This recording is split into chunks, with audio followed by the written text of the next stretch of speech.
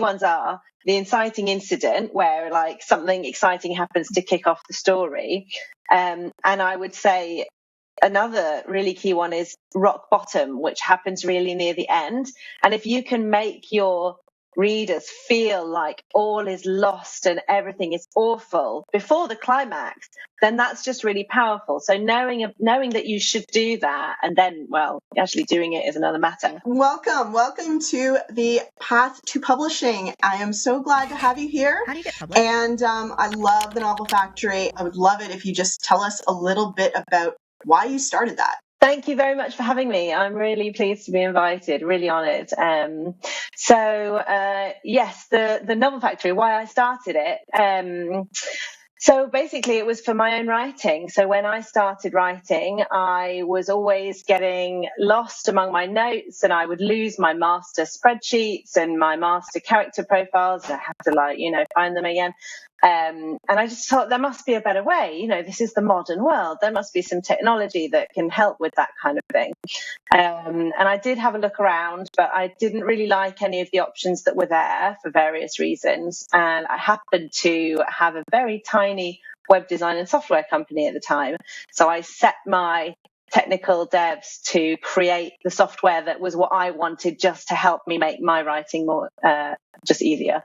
And then the first version of the Novel Factory was born. Fantastic. So how long ago was that? That was a while ago. That was over 10 years ago. I don't know exactly, but it was definitely over 10 years ago. And yeah, and the first version was like a standalone desktop version, which was it was very slow going to begin with, because we don't have a big marketing budget. We're honestly a very tiny company still.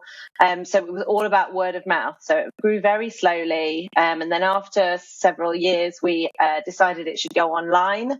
So we did an online version. And then a few years ago, we launched version 3, which combines all the things that everything had been saying to us, which is we want it on Mac, we want it online, we want it offline, we want it desktop, we want it all this. So the latest version, luckily the technology had kind of come along with progressive web apps. So we were able to provide that. So that was good.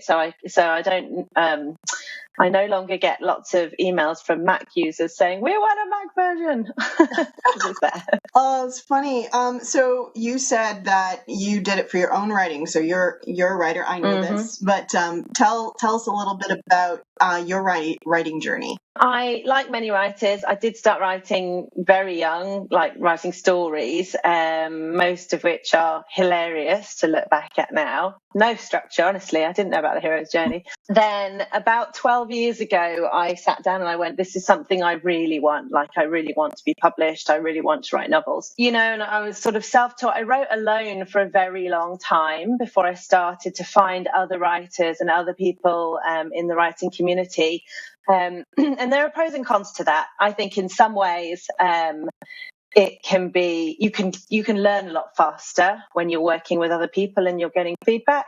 But on the other hand, if I'd known, quite how challenging the industry is if you want to get published, I might have found that off-putting if I'd found that out too early. I've probably written about 6 or 7 novels that are just, apprentice novels, just learning the craft in different genres.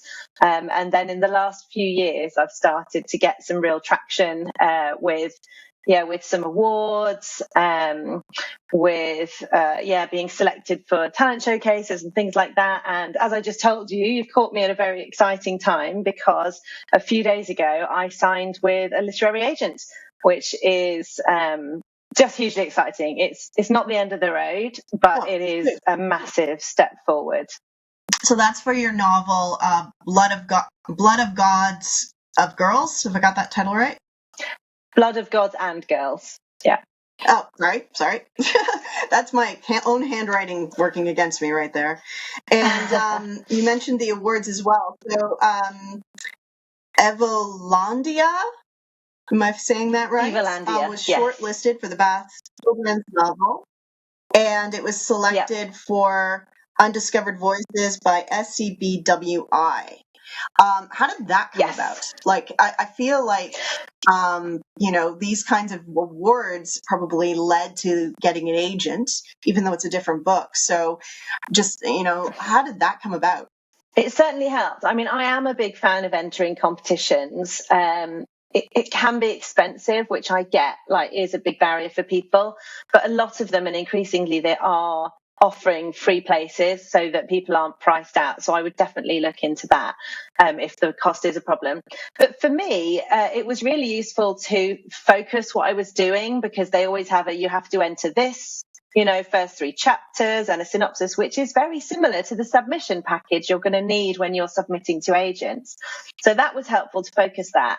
And also it helped me because I was entering competitions for a long time before I started getting anywhere. So when I started getting long listed, I was like, okay, I'm starting to get it right now. And when I started getting shortlisted, then I was like, okay, we're really on track now. And that was really helpful to know that I was doing it right. And also for the encouragement, because you just feel like you're getting nowhere for ages and it's really hard to know how you're doing.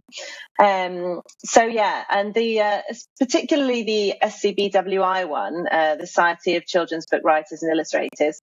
If you write for children, I do recommend checking out that organisation, because I didn't, like, a lot of people told me I should join for ages, but whenever I went, I couldn't really understand what the benefits would be to me as a non-published author. But one day I just thought, I'm just going to sign up and see. And as soon as I signed up, I started getting all the information about these courses they do, interviews with agents, pitch competitions. They do like a lot of stuff. And this was one of them. So the Undiscovered Voices anthology, I don't know if it's only UK writers, but they are international. So I'm sure they will have similar things in other countries. It's a talent showcase that anybody can enter. I believe it's free to enter. And then they select the 12 most promising writers and they create a book and they send it out to all of the agents. So it's just an incredible showcase. And a lot of my colleagues who were in that book got agents just straight away from being in that book. Not me. My time was going to be a bit later. But yeah, that was really useful. And, it shows... it shows agents, it shows people that you're up and coming and they hear your name, they start hearing your name a bit more. That's really useful. No, for sure. And so all this practice, like we haven't talked about it, and I want to talk about it, the roadmap, which is one of my favorite parts of the Novel Factory because it keeps me on task. At the end, you have how to write a pitch, how to write a synopsis, how to submit. Yes. It's aptly titled Point 5, Get Published. I love it. And I've noticed, I'm not, looking at it right now for the novel I'm working on it, but I noticed it's for self-published or traditionally published. There's 2 paths in that last point. Yeah. So did you design that based on this practice that you said of submitting constantly? Well, sort of. I mean, I suppose I'm a believer in getting yourself out there because I think you get feedback, you understand things more once you've put yourself out there. That's not for everyone. I do know people that are very successful by just sitting burrowed away until they're like at a certain level and then only then going out. But I think that, that kind of putting yourself out there is, you can't you can't win any opportunities you haven't tried, So yes, and I think in the submission in that article, which is about getting published, so there's half of it is dedicated to if you're pursuing traditional publishing and the other half is for self-publishing. And with the traditional publishing, I only go as far as getting an agent, because once you've got an agent, they need to take over with that side of things. Submit broadly and don't rule anyone out as well, because we're quite often trying to select an agent based on, a paragraph of text and a photograph, and you can't possibly know, what someone's like from that. You might, and some people you might meet in person and realize they're not for you, and there might be ones that you really didn't think were good and then you just click. And also, so I don't know how common it is now, but when I first started subbing, I definitely heard that there were some agents that would say, oh, you must only submit it to me. I don't want you to submit it to other agents at the same time. And I strongly object to that. And most agents I know also strongly object to that, because that is only in the favour of the agent. That is not in your favour at all. So unless there's a very specifically good reason to give them an exclusive, agents shouldn't be asking for an exclusive on your submission. Yeah, I was just sharing a little bit about that. That's that point 4 in the roadmap. So it is a well, technically 16, because you've got getting started at 0. Roadmap Yes. to from idea all the way down. I mean, there's just so much in this.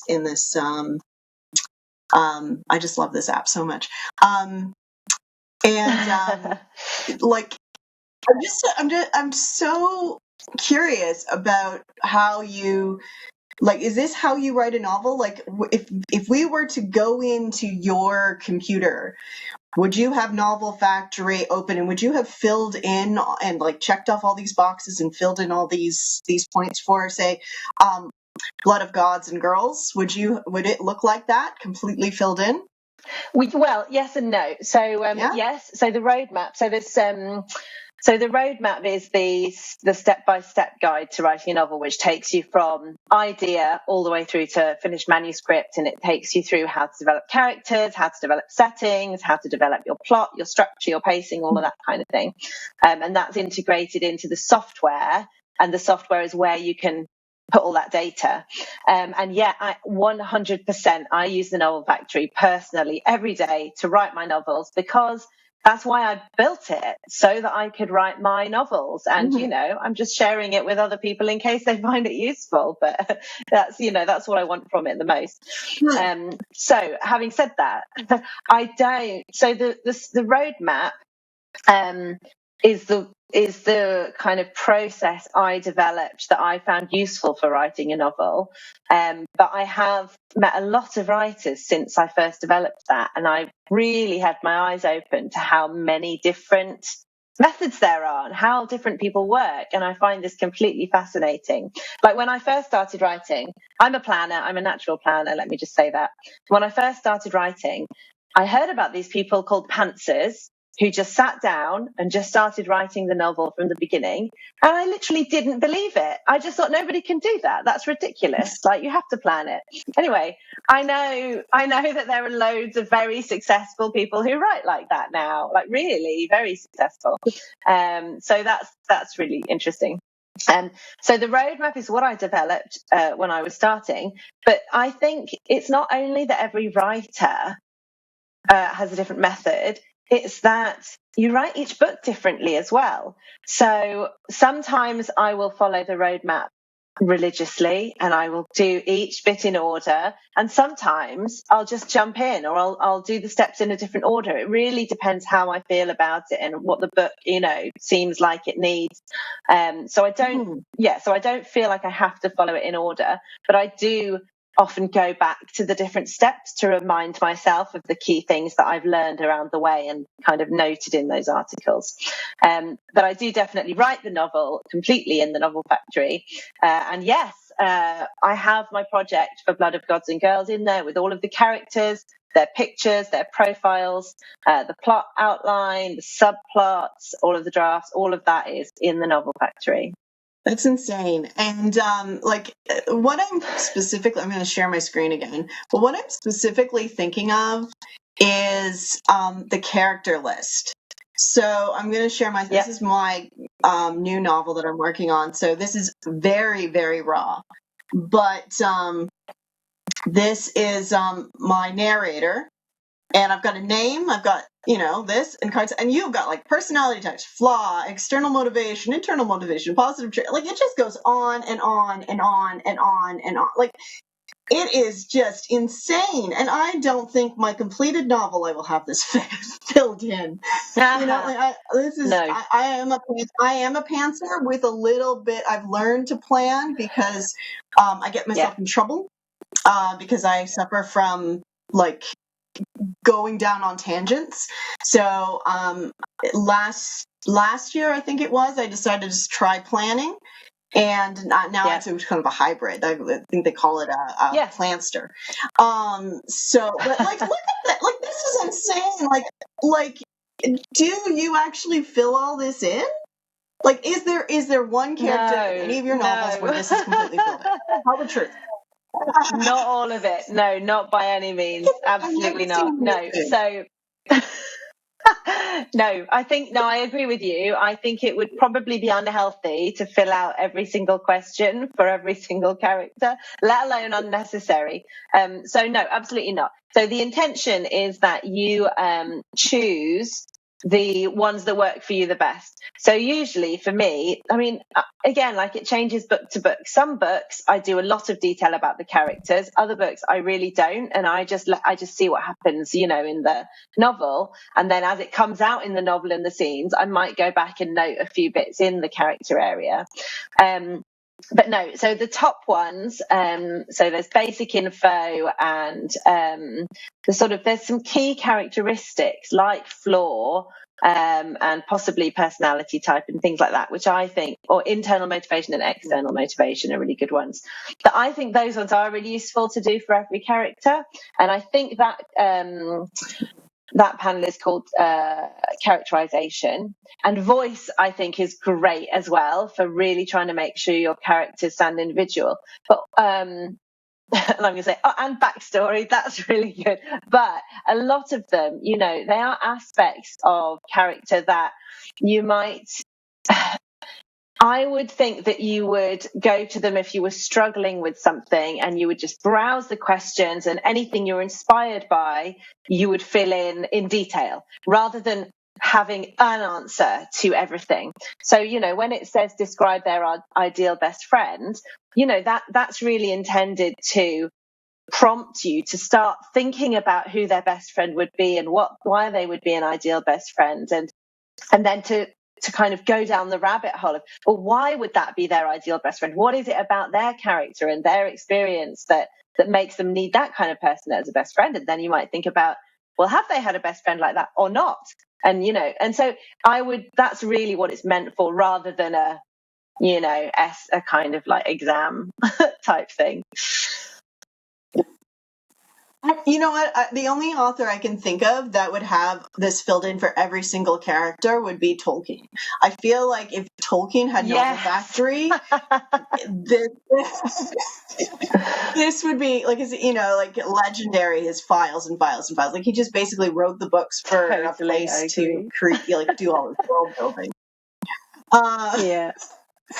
And he was a pantser.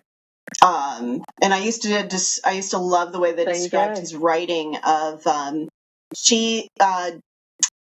do you call it? Waves on a shore. So they'd crash and then he'd get stuck and they'd recede and he'd do it again.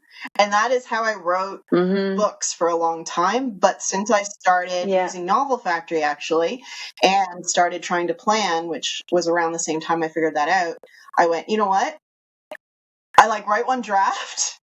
And then I go in and I fix it up and I go back and I'm like, I get lost or whatever, but I've got it all in one place, as you say. And it's been really great. So thank you. I really love this tool because it's, instead of rewriting a book 17 times, I write it once and then polish it.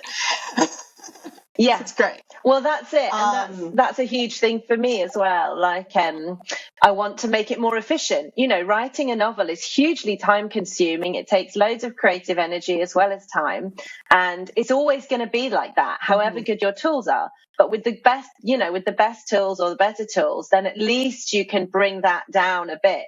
So you're not spending a lot of wasted time. But it's I want to minimize the wasted time, and there's a lot of time writing where you will cut words where it's not wasted because that's part of the process, but it is definitely possible to kind of just be all over the place, and if you don't have the focus and the direction, then it's just a lot harder and a lot more time consuming.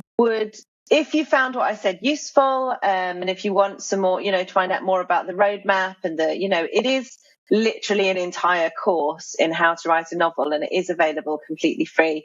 And I've had people emailing me saying that they've done MAs in creative writing and this is better. So it's probably worth a look. And you can either see that in the no matter where you are, there's a link in the show notes. Excellent. So you can see the roadmap at novel-software.com, and you can get a free trial there. We offer a completely free, no strings attached, no credit card details required, 30-day trial, so that you can have a look, see what you think, see if it suits you or not. And you can find the roadmap there. You can access it for free there. Or if you do get the software, then it is integrated into the software as well, which is a bit more convenient to use.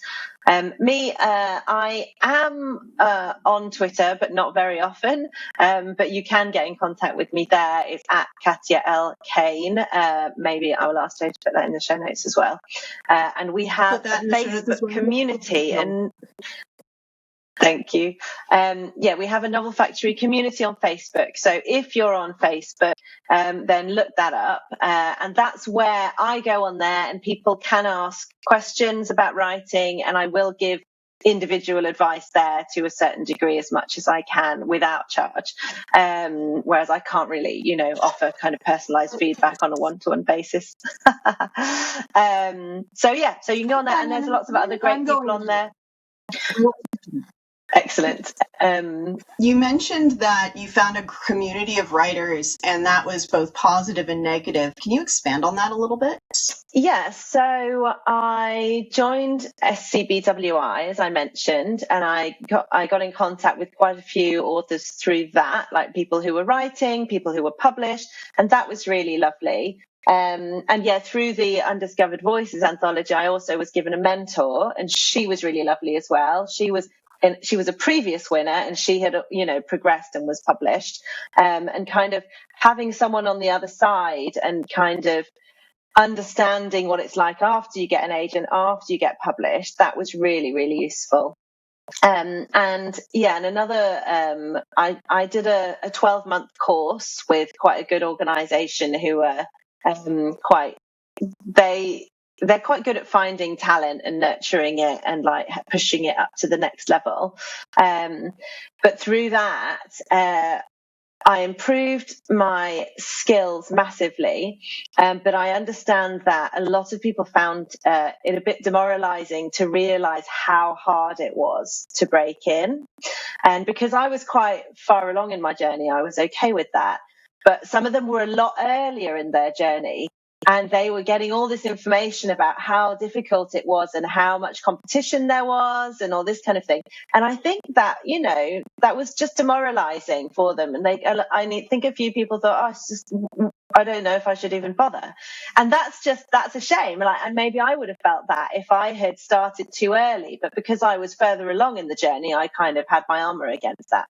So that can be difficult if you see inside the sausage factory, then sometimes it's just nicer to not know, to be a bit naive about those things until you're ready for it. So that can be the problem with finding out too much too soon, I think. But the people I've met and the individuals, I think the writing community is incredibly supportive. I've never experienced any kind of bitterness or competitiveness or anything like that. Everyone just feels like, look, there is enough space for all of us. It's a lonely, really difficult thing to do. So all we need to do is support each other and help each other and push each other up. And I just think I think it's just a lovely community to be a part of. I agree. I heard compared to being a writer, being compared to being a CAO. And the person said it in that, when you get out of uni, you don't expect to suddenly be CEO of a company. But the problem with that analogy is that there's only one CEO. But there are always room for more books, more stories. My husband has a bookshop, and at last count, I think he had over 5,000 books. I actually think I'm underselling it. I think there's a lot more in there. And I mean, he doesn't by any means, like, I can't tell you how many times I use it as my personal library. And I go in there and I'm like, I want this book, and it's not there. Almost like 9 times out of 10, the book I'm looking for isn't there. That's a bad ad for my husband's bookshop. It's actually a great bookshop, but It's really, really bad. Like there's just so many books out there that it's so easy not, to be looking for a book that's not there. But that means that, and there are books that are not out there that I want to read. There are books that I imagine writing because I want to read them. I want to know how that story would go. Yeah. I think, it's too bad that no one made a book of that. So what would you say to the author or writer that has joined a writing community or is listening to this podcast and going, oh golly, it's so hard. Why should I even bother? What would you say to them? I think you have to think about why you write. And I think most people, maybe it's wrong, but I think most people start writing because they love it. I think if you start writing because you want to be rich and famous, then you're basically doomed at that point. So most people, you just like writing, you love telling stories, you love words, and that's why you write. And that's why most people start. And then they become better, and then they start thinking about getting published. And it's when you start thinking about getting published that the problems start, because that's when you get the rejection and the sense of failure, the imposter syndrome. And suddenly writing stops being something that brings you joy and starts being something that stresses you out. So I think it's really important to question why you're writing and what you want to achieve from it. So I did this a while ago when I got quite close to getting an agent, and then it didn't happen. And I did a lot of soul searching of going, this is so hard. It's so painful. Can I do this? Can I keep doing this? And I really dug deep and asked that question. And I came out saying, yeah, I just love writing. I just love the stories. I love putting the books together. It makes me happy. I would keep writing even if I knew I was never going to get published. It would be different, but I would keep writing. And I think you have to, see if you come out that way as well. And it may be, I know a lot of people that really want to keep writing and they want to know that their books are being read, but they don't need it to be read by, millions of people, in which case, self-publishing is a brilliant way to go, and definitely has the opportunity that it could go a lot further, but without you having to deal with all of the really prickly side of the publishing industry. So yeah, I think you have to ask yourself whether you would write just for the sake of writing, or if you had a small audience, and if you would, then you might as well go for it. So that begs the question, you've answered it a little bit, but can you go deeper to your why? And also why, you didn't just keep writing for yourself and not bother sending it out anymore? Well, I was, sorry, I just need to check. Okay. Well, I felt that I was quite close, and it seemed like a poor time to give up. And I was getting a lot of encouragement from people around me as well, saying, you should be published. You need to keep sending this out. And there were people that were supporting me and sending it out, literally doing introductions and helping me in that way. So for me, it was more well, I still have that dream. I still want to do that.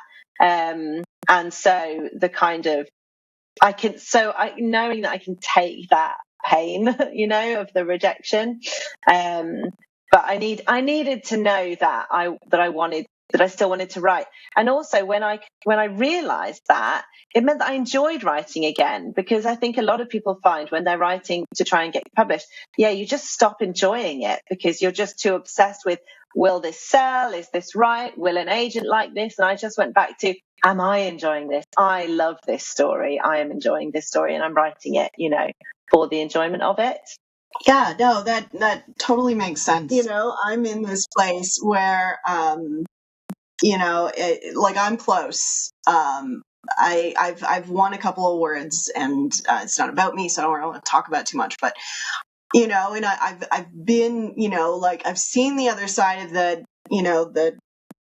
little door in Alice in Wonderland. You see the rose garden, you think that is fantastic. I want to go to there. Yeah. And I left the key up on the table, and and I've been there, and I've recently just like done the same thing, gone back and gone, what's my why? And and and I do love my characters, and I like the last story I wrote, which was the first one I wrote with Novel Factory. I think was the best thing I ever wrote, and I was just so in love with it. And I flipped genres, and I flipped genres for marketing reasons because I was writing YA fantasy, and it was very niche because I was writing YA fantasy that was probably too big a book, too big a world for the probably age group I was telling, and it was just it wasn't working. And this is one of the book that I wrote over and over and over and over and over again. And so I thought, you know what? I'm just gonna write a romance. Romance is the best selling not like best selling genre out there. I'm gonna write a romance. And I didn't think I'd like it. I'm gonna take a month, I'm gonna do NaNoWriMo and write a romance. And I loved it. I'm so like loved this story so much. And now I'm writing another one. Because I've sent that one out to a contest. Fantastic. And waiting to see what happens. And and it's all very so what you're saying is just really ringing true. This is kind of the year I've had where it's just, a year ago I was sending this YA novel out, and I thought I was close, and I thought I was almost there, and then the publisher said, it's not quite ready yet. I said, well, can I resubmit it? Make the changes you suggest, resubmit? They said, yes. I resubmitted, and they never answered me. And I actually would prefer rejection to like no answer. No answer. The silence, yeah. But anyway. No, the silence is agonizing. It's true. Yeah. So I want to say something about that actually. Yeah, please do. So about the YA fantasy thing. So the other thing that I've learned it seems it's been consistent from everybody in the industry that have said that, is that, I mean, this is particularly in YA and children's, but it will happen in other genres as well, is that it swings. So the trends swing and the things that they want swing. So when I was subbing my middle grade fantasy, the children's fantasy, it was just the worst possible time, because 5 years earlier it had been all about that. Everybody had written them. All of the agents had got their other authors to write that kind of book, even if they hadn't. And the market was full and nobody was buying them. And I heard this from, more than one person. It's just like, this book is great. Like if this had been 5 years ago, this would have been snapped up, like no question, but you're not getting anywhere because they just don't want it. In 5 years, they might want middle grade fantasy. But what's coming up now is YA. Basically, it's moving towards YA. So basically, when I was subbing with this book, subbing to agents, that is, I was like, hopefully I'm on the right side of the pendulum this time, and I've got the YA fantasy at the time that is coming in. So timing is just huge. And so to give you an example for another genre, for your listeners, with thrillers. So with thrillers, things tend to swing from cozy, as in Murder, She Wrote style, very gentle, like not too violent, no swearing even, all the way over to really dark, gritty, horrible, brutal kind of stuff. And, one of them kind of goes really high for a while, and if you're trying the other one, you won't get it sold. And then it goes the other way, and suddenly nobody's interested in those. And you can really get scuppered by that. You can be a great writer with a great book, and if it's not the right time, you won't get anywhere. And that's just another part of it, that if you don't know that, then again, you think, is it me? Am I just not good enough? And in many cases, that isn't the problem. And yet, like you say, doing the contests does help, and having having some writing community around you helps when that is the case, and when you really are there, you are ready, you just got to get your break. That's it. Yeah, no, what you're saying totally rings true, which is one of the reasons why I decided to go to romance. I actually went and took my marketing research to the table and went, all right, what sells? And across the board, everything said romance sells. And I'm like, wow. So head down that road. And I'm like, okay, I'll give it a go. I've written everything. So I was like, and I like a challenge. So one of my whys, personal whys, as opposed to like what my readers want, my why is that I like to try something. I have a question in my head. So the question for the novel I wrote was like, can I write an asexual romantic comedy? Can I do it? Is it possible? Nice. And yeah, so I'll come up with these questions, and so it's like a challenge, I guess, for myself. Yeah. Which is maybe why I like something like Novel Factory, because it's like when you can't, like you said, like when you get stuck or you got writer's block or you don't want to do anything, you just like open up and it's got all these like questions and stuff. Ooh, I don't know the answer to that. I'm going to think about that. And then you like, it opens up the floodgates, and then before you know it, you're writing. I love it. Yes. Exactly. Yeah. And also the plot manager. Yeah. My plot manager is going to be very specific. But like the plot templates, let me open that. Those are fantastic. I love those. So that was where I went when I went to a romance template, and pulled out all the scenes and stuff so that I could go to, well, have I written that scene? Have I written that scene? I'm not going to add it to this novel because it's already added. No, you'll have to delete them again. Beautiful that is. I love it. Fantastic. So great. But you love the hero's journey. I've watched your videos on those, and I also love the hero's journey. So is that what you use? I feel like you were pulling up a template. Yeah, so there's quite a few aspects to the hero's journey. So I think the original one by Joseph Campbell, which is what it's all based on, is the monomyth. And I have, but it's okay, but I do have a few issues with it because it's very male biased, and it's kind of very specific. So it was. The hero's journey was basically a cribbed version of that a scriptwriter came up with, which is much simpler. And I do really like it. And I think, and you'll see that I say this in a lot of my articles, that, the hero's journey is one, and there's lots of others like character-driven ones, universal ones. They all do follow. Mm-hmm. You can find all these parallels, between the different structures. So I think there's just a few beats or a few feelings that you need to be aware of when you're structuring the novel, and to catch those feelings. So, the key ones are the inciting incident, where like something exciting happens to kick off the story. And I would say another really key one is rock bottom, which happens really near the end. And if you can make your readers feel like all is lost and everything is awful before the climax, then that's just really powerful. So knowing that you should do that, and then, well, actually doing it is another matter.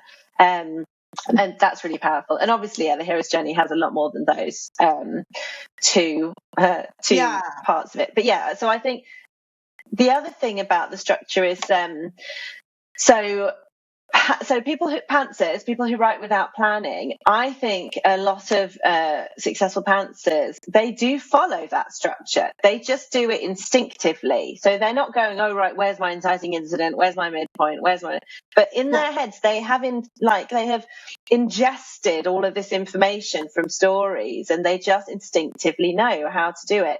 And also I know pantsers who will like write the story, write the first draft, and then have a look and pull bits about and move things around so that it follows that structure. And I think one of the things that people sometimes object to with the structure is that, oh, well, then they'll all be the same, and it's all really samey. But the thing is, there's a million different ways that it can be interpreted. And I think as well, it's like well, every human life is the same in some ways. We're all born, we get educated in some way. Maybe we have relationships, maybe we have children, maybe not. And we work and then we die. So you could say, well, every human life is exactly the same. But clearly it's not, because there are just a million different ways that these things can be experienced. No, you're exactly right. And I was one of those pantsers that said, I'm not going to follow any rules, and I'm going to whatever.